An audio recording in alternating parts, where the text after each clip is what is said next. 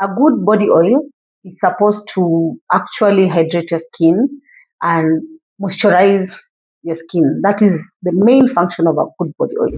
When you're making a good body oil, the first thing to consider is what's your skin type.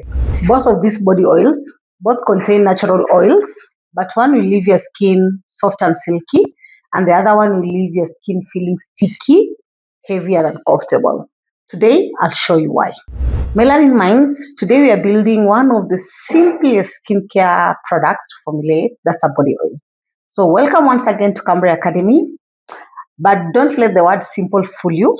A good body oil is supposed to actually hydrate your skin and moisturize your skin. That is the main function of a good body oil. It can have additional advantage like brightening, clearing blemishes. However, the bottom line first is to moisturize your skin. It's about understanding how each oil behaves on your skin. That is very important when you're making a good body oil. And then one thing that most people overlook is the fact that when it comes to a body oil, in as much as you may want to reap several benefits out of one body oil, it is important for you to actually understand the ingredients that go into making that particular body oil. This is what I mean. When you're making a good body oil, the first thing to consider is, remember what we said in our previous video, like how important it is for you to choose ingredients. So the first thing to consider is, what's your skin type? That's very important. Like I've always put a link of our skin type video. So if you're not familiar with that video, go back and look at it. What's the skin type? Because that one will determine the kind of body oil that you're going to make. So this is the first thing that you do if I'm to make the body oil today. And as a beginner, it's important for you to actually keep all these notes in mind. So for those who are new here, first of all, I'm Betty Morauko. I'm a founder and formulator for Camray Naturals. I've been in the formulation industry for quite a while now, 5 years plus, and I've decided to open the doors to our laboratories. So welcome, and let's make this body oil together. So first things first, when you're choosing a body oil, like I said, I have a list of the oils that I use in the laboratory, and they're all categorized. Like there's a oil, then the properties, and the penetration. So it's always important for you to have that down. So our body oil today is going to cover just the hydration part of it. It's not going to have any other functionality apart from that. When I talk of a body oil, first of all, it is an anhydrous product. Remember, we said the term anhydrous, we're going to mention it so many times. What it simply means is that there's no water in this product. So it's just based on oils, purely oil. There's no emulsion, so there's no preservation. And don't get me wrong, oils also go rancid. So we have to protect the oil from oxidation, because when the oil is exposed to UV and after some time the oil can oxidize, so we have to put antioxidants into it. We'll talk about it in a few. But first of all, you're going to choose our carrier oils. So our carrier oil is what is going to make the highest percentage of our body oil. This is our worksheet, and you have already listed down what you're going to make. So that one is going to be, according to our worksheet, it's going to be 98%, 98.5%. So basically that's above. It's like the bigger chunk of the products. So what you have decided to go with, our carrier oils, these are what is going to moisturize the skin. So when we speak about carrier oils, we speak about oils such as grapeseed, sunflower, jojoba. Then in our list, we have the almond oil, safflower oil, argan. So first things first, before I forget, most people also believe that when you're making a product, when you choose expensive oils, it kind of makes the products more, how do I put it?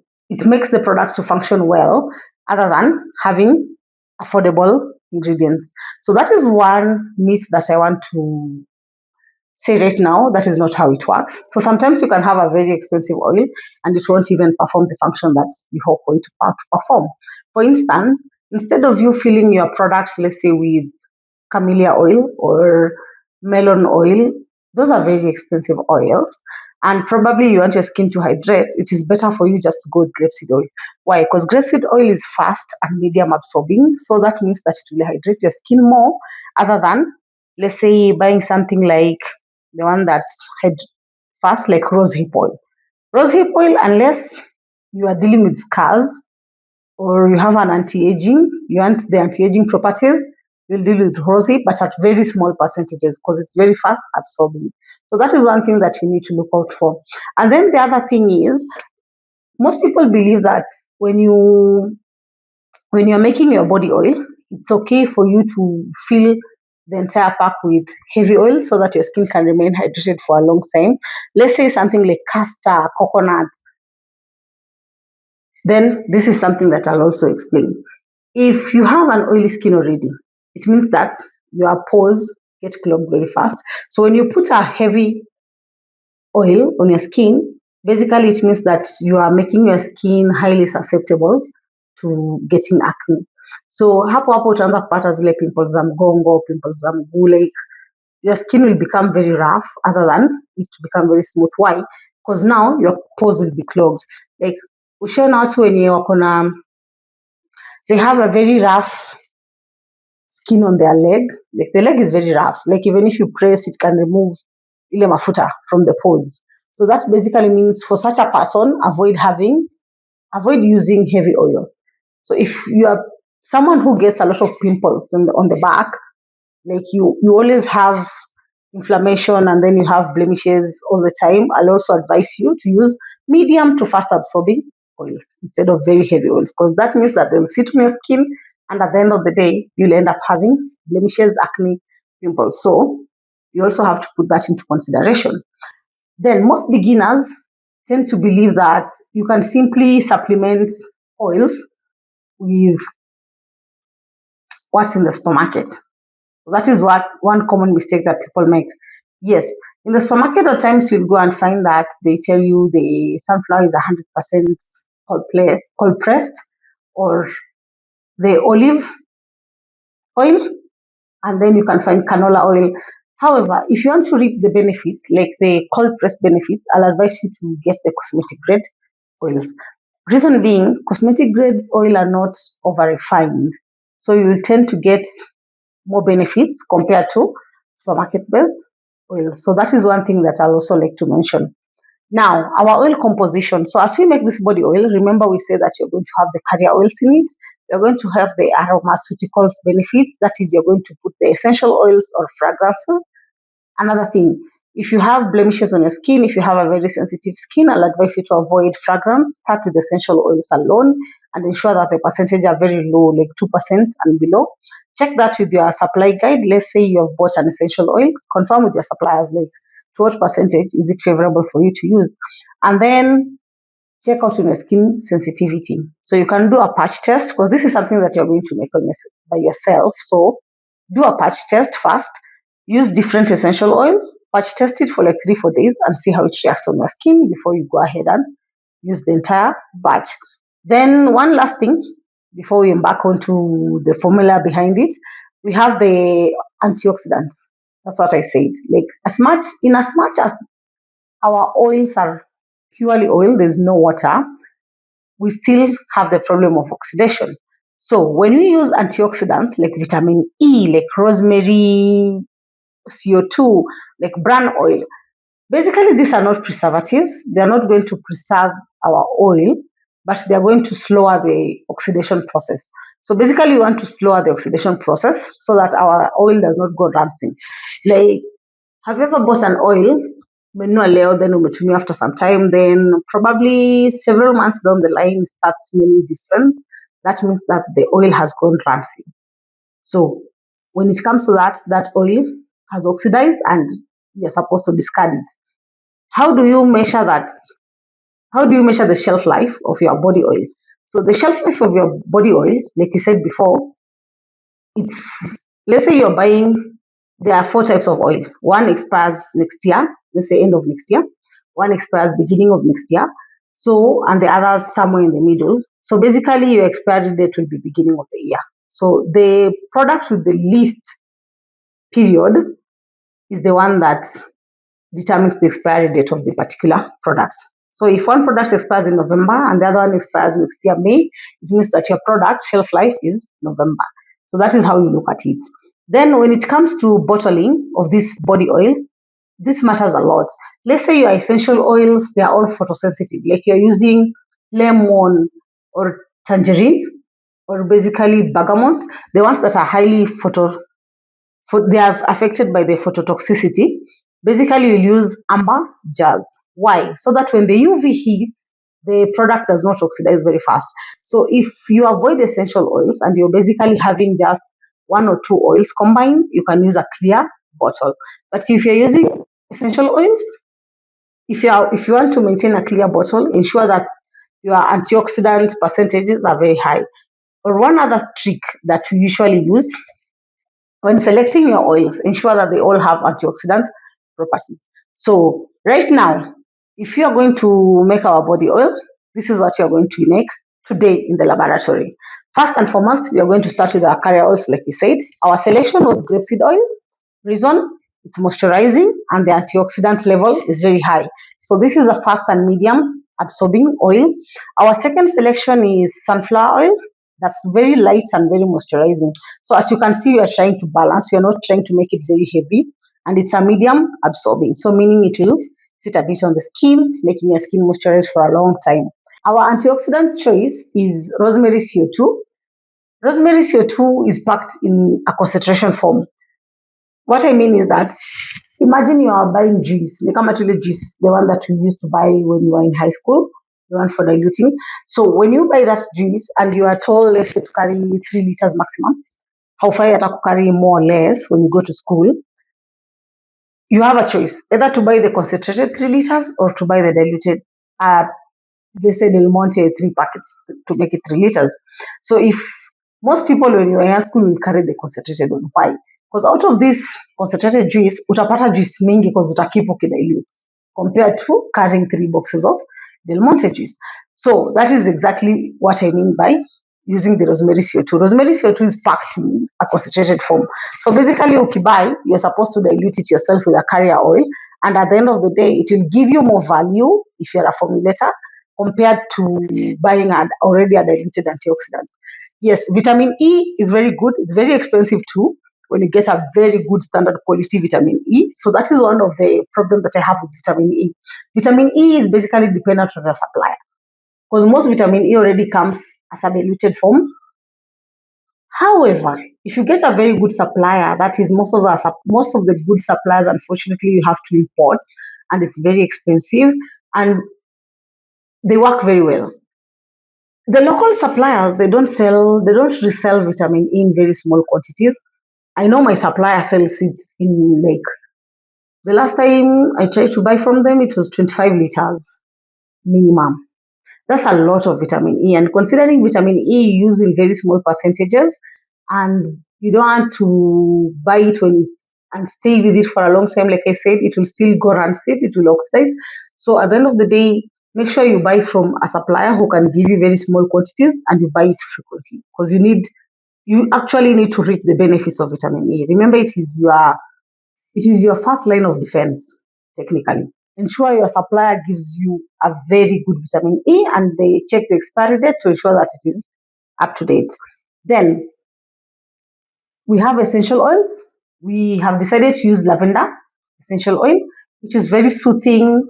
The phototoxicity effect is very low in lavender oils, so it's very good for body oil. And then the scent is amazing. Lavender oil has a very beautiful scent, so that is one thing that we looked out for. Then we have orange essential oil. Orange essential oil basically assists in giving the skin a very bright and a glowy effect. So there are people who have those spots on the legs. We call them strawberry legs, like ukona zile spots mingi. So this essential oil is basically what is going to assist you in clearing the spots. So it will be very mild. It will have a very mild effect because the percentage is very low. However, it will work very well in the long run. So this is something that you should try to make for yourself and then give us the feedback on how it is. So with all that said, with our formula locked in, I can run it through so that we are in the lab, we are all on the same page. So grapeseed oil, we have 60 grams. Sunflower oil, 58.2 grams.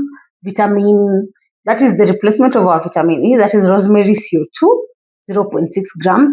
Lavender essential oil, 0.6 gram. Orange essential oil, 0.6 gram. So with that said, let's meet in the laboratory and make the body oil together.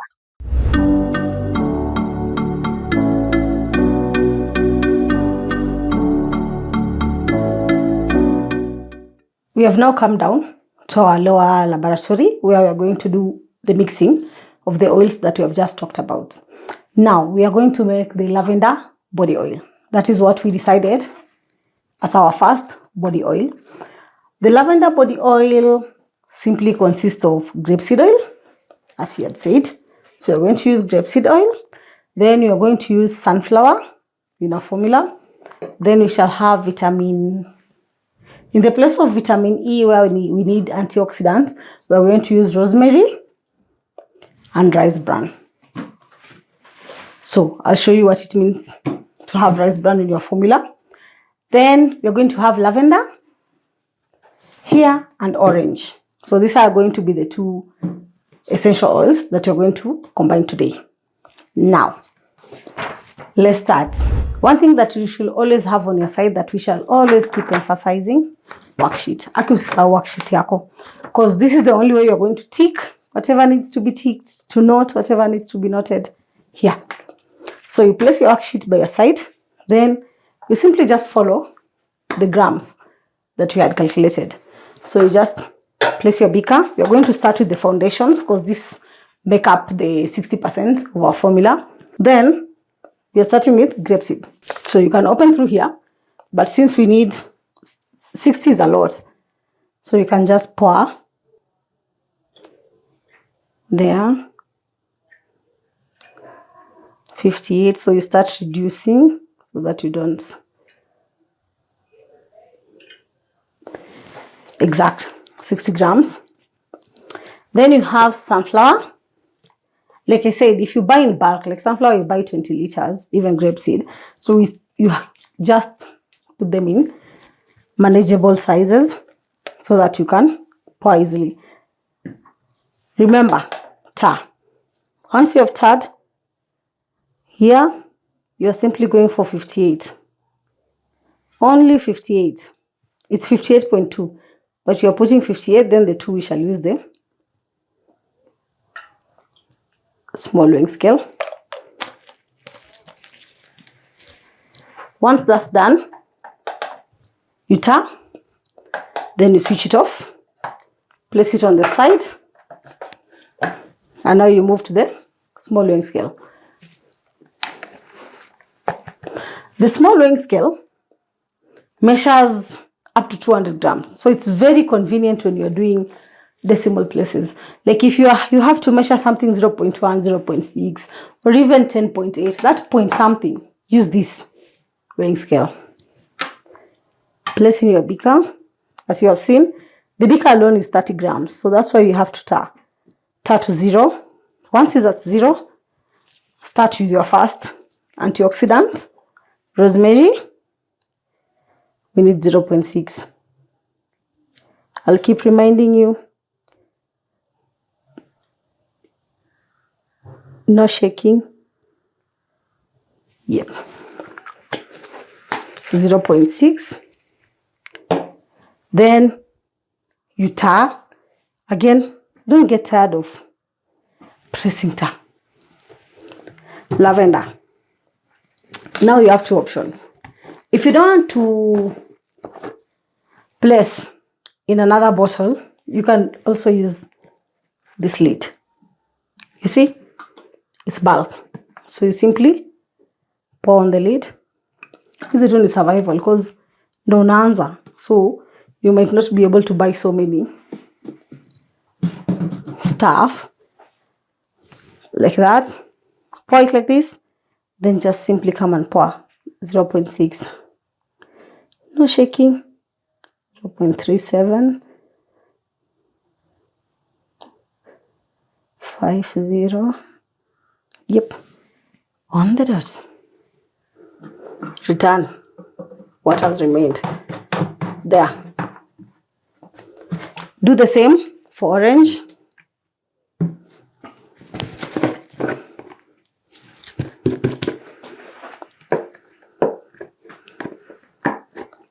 At times when you're working in the lab, I don't know where the inner leads go. So there are bottles that have the inner leads. There are some that when I remove, I don't know. So this one has the inner lead, thank God.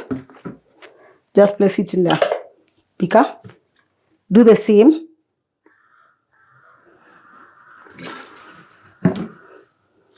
.6.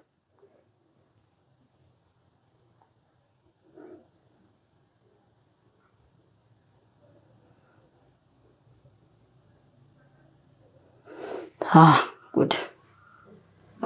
Like that. Get your inner lead. So this is your phase B and phase C together. So you simply come. This is very simple. We want to make sure all that's here is in here. So you just do the mix up. Nothing special. All it needs is just patience.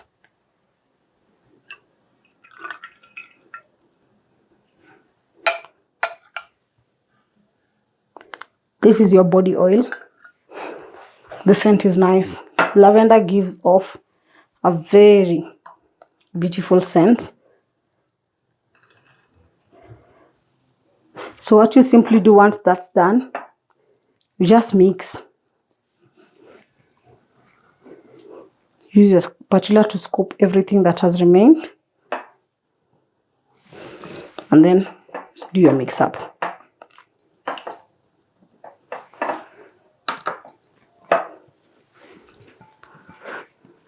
The reason why it's dark, it's not quite as light as our event on body oil, is because of the rosemary. When you use rosemary, the CO2 type, it's very dark. Like I said, ni kama juice concentrated. Ni giza kabisa. So it's like you're diluting it. That's the reason. But it's very good. Since you're making it for yourself, you might not know when your oils have gone rancid. So you actually need a very strong antioxidant to do so. But for testing, you can also use vitamin E, which is a bit lighter. And then you'll get your light oils. Like that. It has settled a bit. Once that's done, place it aside. Then ensure you always have your packaging bottle. So we're going to pack in this bottle.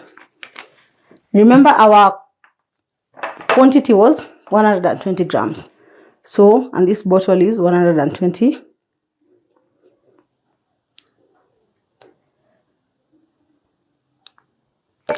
The reason why we have some left is because the bottles are usually weighed with water. So it's 120 ml of water, which is not the same weight as that of oil. So the extra one, you can just apply it right now in the lab or look for a separate container. There. We have our body oil. So simply, once this is done, always ensure your lab is left in a clean surface. And then if you are capable, print a label and just stick to it. It's important so that in future you know this was this particular type of oil. Just print to it, stick it, and then have your printout so that if it irritates you or if you find it very good, you can always repeat the same formula again and again. And if you have any irritation, you can go back to your ingredient, research about the ingredients, and see what can cause sensitivity, because we have used essential oils. So basically, there are people who are very okay with essential oil, and then there are people who react when they use essential oils. From here, let's try it out and see.